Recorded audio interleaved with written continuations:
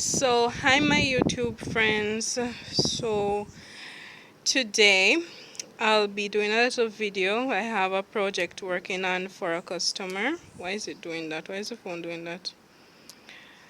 And so I just want to show you my new, well, this would not be a document camera, this would be kind of a stand. Those tripods, but mine is not a tripod, it's a one pad. Anyway, so I made a small one for teaching so that I can demonstrate and my students see.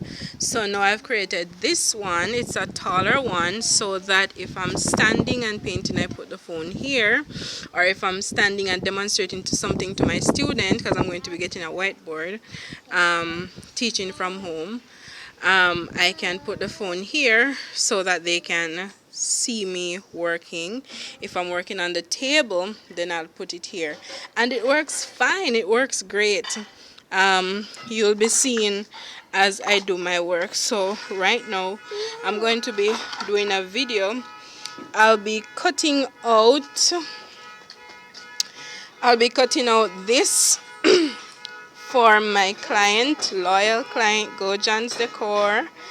And I don't actually know how this is going to turn out because it's the first time I'm cutting out something this small using this. Why is the phone not focused?